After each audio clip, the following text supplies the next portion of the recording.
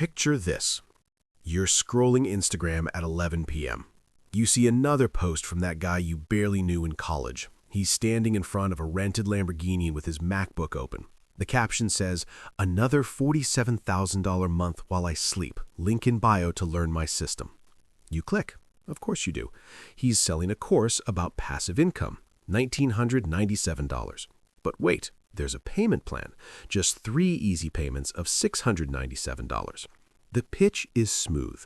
Buy rental properties, build a dividend portfolio, create digital products once and sell them forever.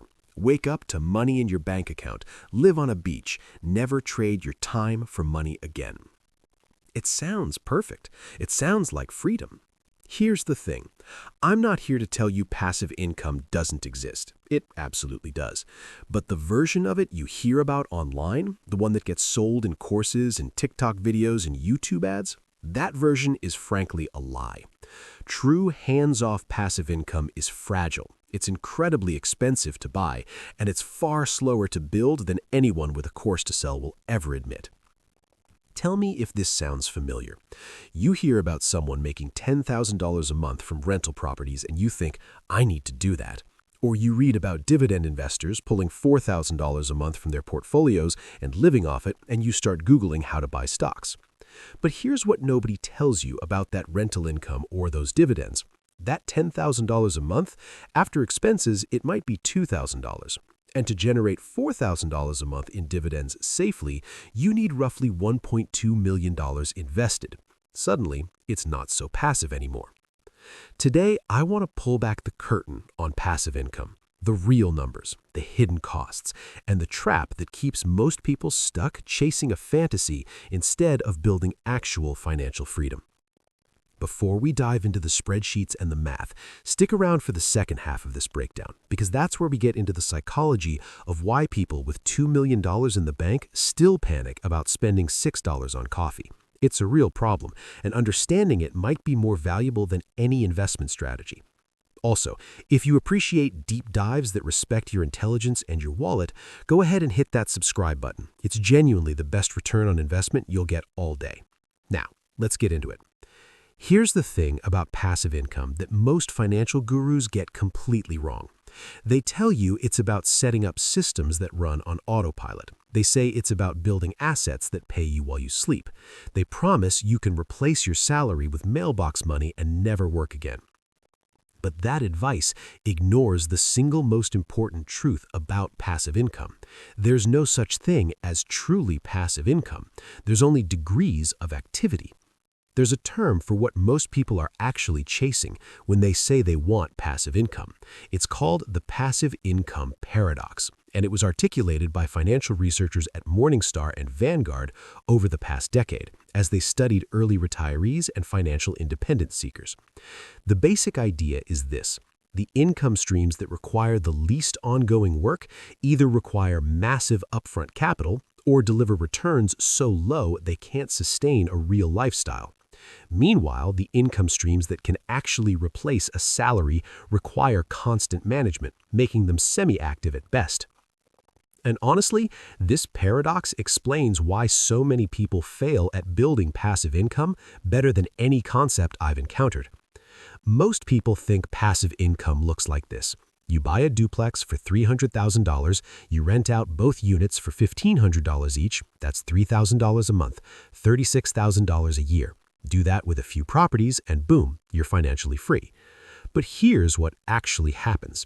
Let me tell you about Sarah. She's 34, works in tech, makes $95,000 a year. She saved $60,000 for a down payment and bought a duplex in Austin for $320,000. She put down 20% to avoid PMI. That's $64,000 right there. Her plan was simple. Rent both units for $1,400 each. That's $2,800 a month in gross rental income. Her mortgage payment was $1,680. She figured she'd net over $1,000 a month. Easy passive income. Year 1, reality hit. Unit A had a pipe burst in February, $3,200 in repairs. Unit B's tenant broke the lease in August, leaving her with 2 months of vacancy while she found someone new. That's $2,800 in lost rent. Property taxes came in higher than Zillow estimated. Add $400. Insurance went up, add $300. She hired a property manager because dealing with tenant calls during work meetings was destroying her performance. That's 10% of gross rent, $28 a month, $3,360 a year. At the end of year 1, Sarah's actual net income from her passive duplex was $1,100 for the year, not per month, per year. That's $91 a month. She had invested $64,000 in cash, plus countless hours dealing with contractors, interviewing tenants, learning landlord-tenant law, and stressing about vacancies. Her return on investment? 1.7% annually. A high-yield savings account would have beaten that. Sarah isn't dumb. She did the research. She ran the numbers. But the number she found online didn't include the real costs. And that's the trap most people fall into when they chase passive income. They confuse revenue with income. They underestimate expenses by 40 to 60%, and they completely ignore the value of their own time and stress. Let's start with the math behind the phrase, live off passive income. If you've been in the financial independence space for more than 5 minutes, you've heard of the 4% rule. This classic rule comes from research by William Bengen, a financial planner who analyzed historical market data and published his findings in the Journal of Financial Planning in October 1994. The rule suggests you can withdraw 4% of your portfolio in year 1 of retirement, adjust that dollar amount for inflation each year after, and have a high probability of not running out of money for 30 years. The inverse of 4% is 25.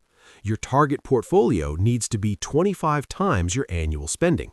Spend $40,000 a year, you need $1 million invested. Spend $80,000, you need $2 million. Simple, right? But here's where the math gets messy. The 4% rule isn't a guarantee. It's a probability based on historical data from 1926 to 1990. More recent research from Morningstar analyzing current market conditions suggests that in economic environments with high valuations and low bond yields, a 4% withdrawal rate might be too aggressive. Morningstar's 2021 research recommended a 3.3% safe withdrawal rate. Their 2025 estimate was 3.7%. That might sound like a tiny difference, but let's run those numbers, because this is where most people underestimate the real cost by about 30%. If you need $40,000 a year and the safe withdrawal rate is 3.5%, you don't need $1 million, you need $1.14 million. That's an extra $140,000 you have to save just to generate the exact same lifestyle. If you're saving $1,000 a month, that's 140 extra months, almost 12 years of additional work. That's not a typo. And remember, this isn't technically passive income. You're selling assets. You're slowly liquidating your position, betting the remaining money grows faster than you spend it. The other trap is inflation. People say, I have $1 million, so I can pull out $40,000 forever. But $40,000 today buys far less than it did 10 years ago.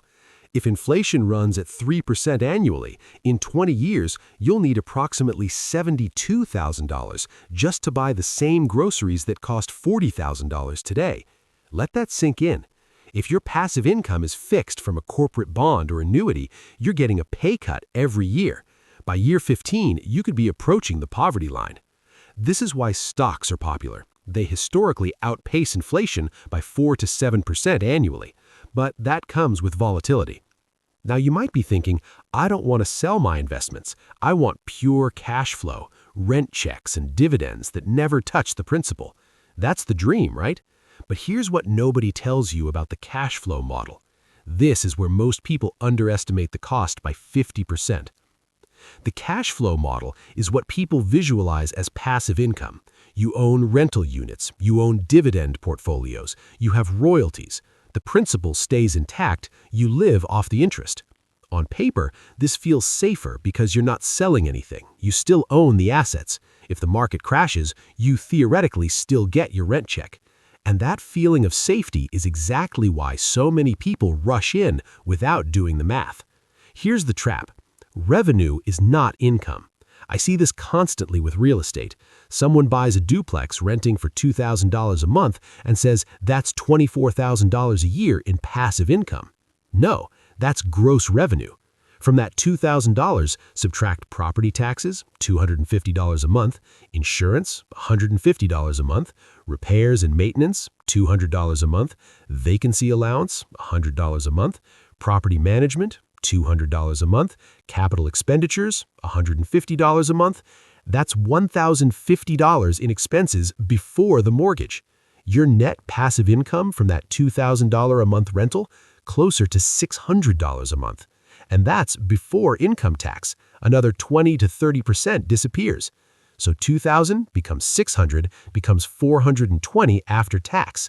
Think about that. To replace a $40,000 after-tax salary with net rental income, you need 8 to 12 units owned free and clear. At $300,000 per duplex, that's $2.4 million to $3.6 million in real estate equity. You're not a passive investor, you're a property manager with an expensive hobby. Most people don't have $3 million, so they leverage, they get mortgages, and the game changes completely. Let me show you leveraged rental math. You buy that $300,000 duplex with 20% down, $60,000 in cash. Your mortgage, at 7% over 30 years, $1,600 a month. Gross rent, $2,800. Minus expenses, $1,050. Minus mortgage, $1,600. Net cash flow, $150. You invested $60,000 to generate $150 a month. That's $1,800 annually, a 3% return. But here's reality. Year 2, the HVAC dies, $8,000. Year 4, new roof, $15,000. Year 6, tenant damage, $12,000. Over 10 years, your average return might be 1% to 2% after capital expenditures. Meanwhile, an S&P 500 index fund returned 10 to 12% annually with zero toilet emergencies. The psychological twist? We undervalue our own labor. When you're managing rentals or chasing dividend stocks, you're buying yourself a job. If you spend 10 hours monthly dealing with tenants or researching stocks, you're working. The IRS calls it passive. Your calendar disagrees. I've talked to landlords who reached their freedom number, only to realize they traded a boss they hated for 15 tenants calling at 2 a.m. about water heaters. True passivity has a price tag, lower returns for professional management. And even then, you're monitoring the management company, reviewing financials, making decisions. Less work than self-managing? Yes. Zero work? No. Now let's talk dividend investing, the strategy you see everywhere. I live off $4,000 monthly in dividends. The math is brutal. To generate $4,000 monthly or $48,000 yearly in dividends, you need to know the yield. A safe dividend portfolio yields 3 to 4% annually. Let's use 3.5%. $48,000 divided by 0.035 equals $1.37 million. You need $1.37 million invested to generate $48,000 annually. And that $48,000 is taxable. Qualified dividends face 15 to 20% capital gains tax, so $48,000 becomes $40,000 after tax, and inflation erodes that $40,000 purchasing power yearly. Dividend cuts happen. 2008-2009 saw hundreds of companies slash dividends. 2020 saw blue chips suspend payouts. If you're relying on that income for rent and food, a dividend cut isn't disappointing, it's terrifying. So what's the protocol? Most successful early retirees use a hybrid model: core portfolio, low-cost index funds for growth and withdrawals, cash flow layer, rental income, dividends, side business to cover basics. Maybe rental income covers groceries and utilities, $1,500, the essentials. If the stock market crashes, you can eat and keep lights on without selling shares at a loss. The semi-passive income lowers portfolio stress. You don't need 100% cash flow coverage, just enough to sleep at night during bad years. Here's what really gets me about the passive income industry. This isn't just bad math or overly optimistic projections. This is a systemic lie designed to extract money from people who are desperate for freedom. Look at the numbers I just showed you. To replace a $40,000 salary with truly passive rental income, you need $2.4 to $3.6 million in real estate equity. To replace it with dividends, you need $1.4 million in stocks. But the guy selling you a $2,000 course on passive income, he's not telling you that. He's showing you screenshots of $10,000 rent checks without showing you the $7,500 in expenses. He's showing you dividend deposits without mentioning the $1.2 million portfolio behind them. The passive income education industry relies on your ignorance of these mechanics. They bank on you not doing the full math. They depend on you buying the dream before you calculate the cost. And here's the truly insidious part. They budget for your failure. They know that 95% of people who buy their course will never actually build meaningful passive income, but they don't care because they already got paid. You paid $1,997 for a course that told you to start a YouTube channel or buy rental properties or build a dividend portfolio. The course creator made passive income from you. You became the product. This is where I get genuinely frustrated with the system. It's not that passive income is impossible. It's that the version being sold online is mathematically inaccessible for most people without either massive capital or massive time investment. And nobody wants to admit that because it doesn't sell courses. If these gurus were honest, they'd say to live off passive income, you need either to save $1.5 million or spend 10 to 20 years building businesses and rental portfolios while working a full-time job. It's hard, it's slow, most people quit. But that doesn't make for a good Instagram post. So instead, they sell you the fantasy, the laptop on the beach, the margaritas at 2 p.m. on a Tuesday, the I make money while I sleep lifestyle. And when you fail, when your rental property doesn't cash flow or your dividend portfolio isn't big enough or your online course gets 0 sales, they don't refund your $1,997. They sell you the next course.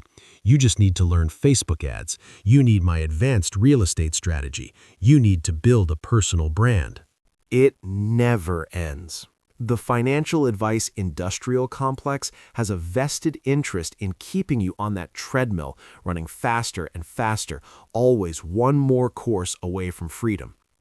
Meanwhile, the data shows what actually works. A 2019 study from the Federal Reserve found that the median net worth of early retirees who achieved financial independence wasn't built on passive income streams. It was built on aggressive savings rates, low expenses, and simple index fund investing. They didn't buy 10 rental properties. They didn't build dividend portfolios yielding $50,000 a year. They saved 50 to 70% of their income for 10 to 15 years and accumulated $800,000 to $1.2 million.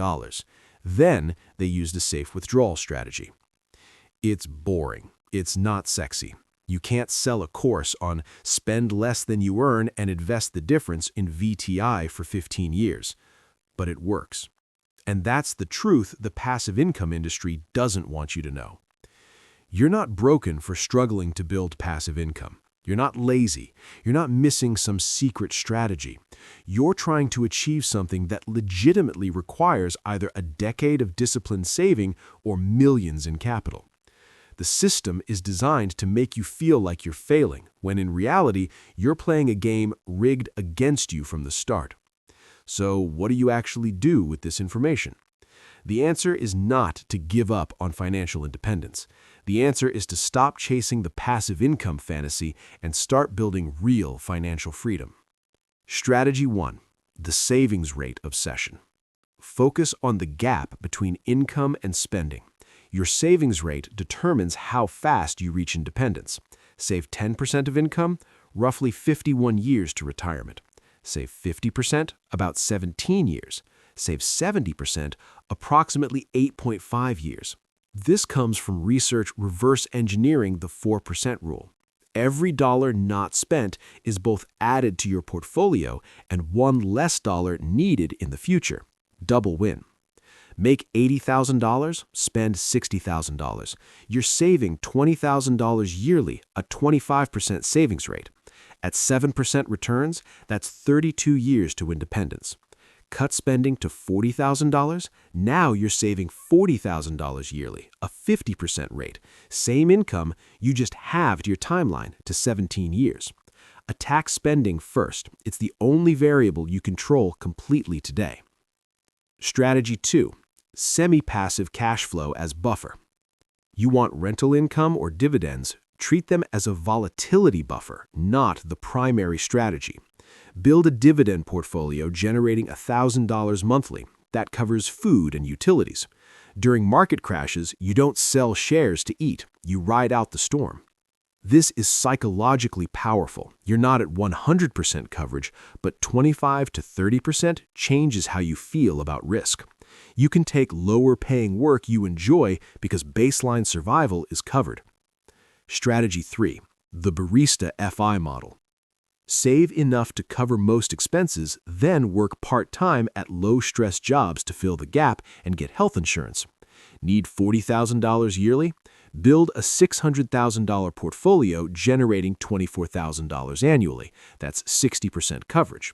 Get a part-time job making $16,000 yearly. You're financially independent. This hybrid model is how most real people achieve FI. Assets make work optional. You work because you want to, not because you must. Strategy 4. Geographic arbitrage. $40,000 yearly requires $1 million at 4%, but comfortable living in Portugal, Mexico, or Thailand costs $24,000 yearly. Now you only need $600,000. A 2022 international living study found American retirees in Central America or Southeast Asia maintain middle-class lifestyles on $1,500 to $2,500 monthly. That's $18,000 to $30,000 yearly. To generate $30,000 at 4%, you need $750,000, $250,000 less than U.S. living. Geographic arbitrage isn't for everyone, but it's a massive lever. Look, this journey is hard. I won't promise it's fair. It takes 10 times more effort to get from 0 to 100,000 than 100,000 to 500,000 because of compound interest. The first 100,000 is brutal, but once you hit it, math works in your favor. The passive income lie says you can skip the hard part, buy a course, make money while you sleep. The truth? You can't skip the hard part. You must save aggressively, invest consistently, live below your means for years, maybe decades. But here's the good news. It's possible. Hundreds of thousands have done it, not by building passive income empires, by being disciplined, patient, and realistic about math. You're not broken for struggling. You're human. The question isn't whether you can build passive income. It's whether you can build a life you don't need to escape from.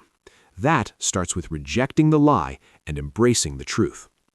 If this helped you see through passive income marketing and understand real numbers, share it with someone who needs to hear it. We don't talk about this enough, and more people understanding the math means fewer trapped by over-promising courses. Thanks for watching, and I'll see you in the next one.